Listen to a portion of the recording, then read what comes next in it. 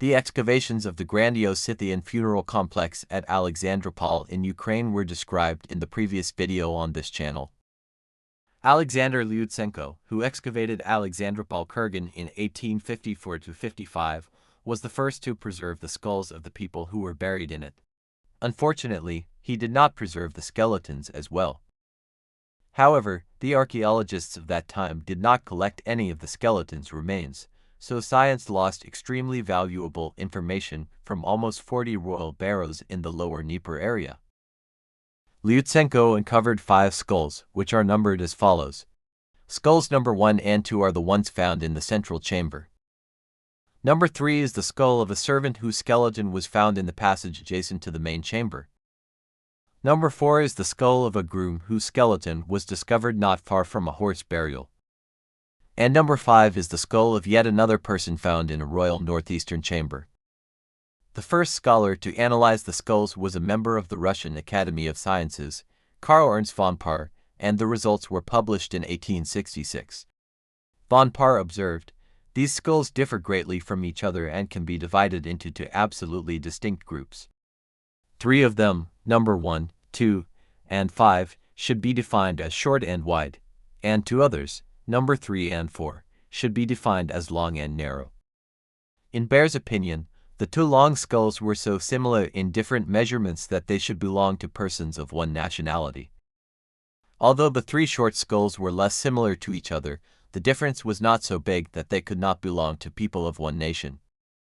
In the comparative table, the anthropologist called the nation of the 3 short skulls the Scythian nation. The other 2 skulls he simply defined as the elongated skulls. The heading of the table says, "The dimensions of the described skulls are expressed in Russian, English, inches and lines." And the 8 columns are: the greatest length from the lower part of the forehead to the most prominent point of the back of the head. The height from the foramen magnum, the large opening at the base of the skull, to the highest point of the crown. The height from the lowest point of the back of the head to the line touching the highest point of the crown. The greatest width at the temples. Width of the crown between the parietal tubercles. The width of the forehead at its narrowest point. The width of the cheeks, measured between the highest bends of the zygomatic arch. The circumference of the skull, measured from the lower part of the forehead, through the temples, and the back of the head, to the same place on the forehead. The widest of the 3 skulls of this group was skull number 5, and, according to Karl Baer, the skull was unusually heavy because of the bone thickness. Skull 1 was also very heavy but not as wide as the previous one. Alexander Liutsenko, who discovered the skulls, left a note describing the skeleton of number 5. The skeleton bones, judging by their size, belonged to a man of a large height and stout build. Above the head of that large man, under the very wall of the catacomb, a silver object was discovered, bearing some resemblance to a staff, in Liutsenko's opinion.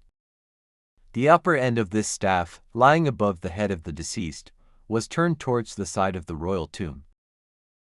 Curiously, the staff turned out to be a silver composite spindle of Greek type. What was the spindle doing in the burial chamber of the powerful man? One cannot help feeling the vibes of the legend of Ariadne's thread in this underground symbolism of Alexandropol Kurgan. Of the 3 royal skulls, skull 2 was the most gracile.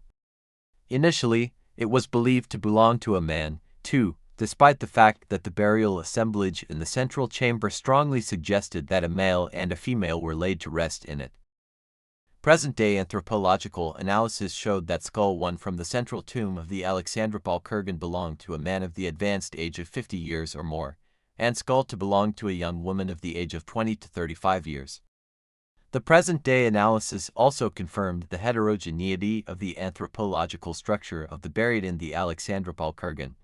Scholars established that the royal group from Alexandropol Kurgan shows similarity with the Sauromaetians. Who were the Sauromaetians and where did they live?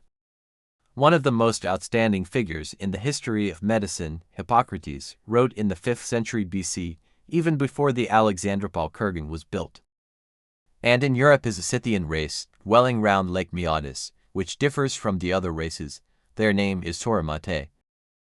As can be seen, the father of medicine viewed the Scythians as a race, not a tribe.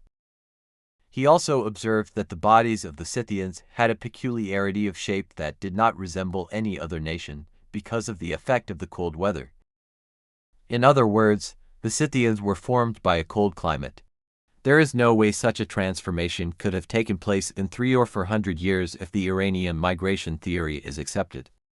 Scythians were local to the Dnieper River area, a fact that has been recently confirmed by DNA studies. The reference to one such study is available on the current video channel. The chief divinity of the Sauromaetae was the mother goddess.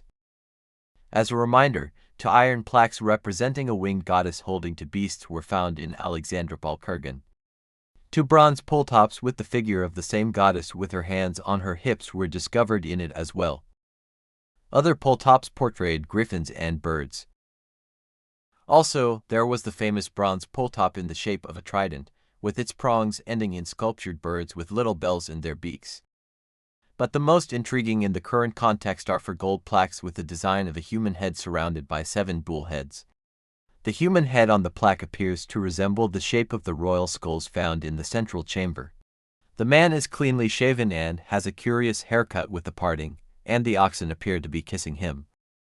One of the names for the bull is Taurus, and the famous Taurica, which we now know as Crimea, is only several hundred kilometers from Alexandropol Kurgan.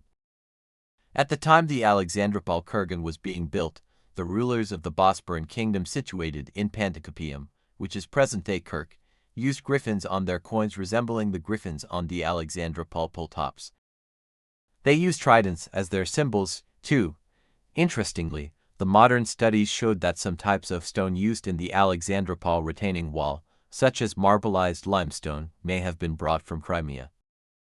A hypothesis that the couple buried in the Alexandropol Kurgan belonged to a ruling dynasty of the Bosporan kingdom may be supported by the fact that eventually there were rulers with such names as Sauromaetae. The book Royal Scythia, Greece, Kiev Rus takes a closer look at the Bosporan kingdom and some historic events of world-scale proportion that took place in it.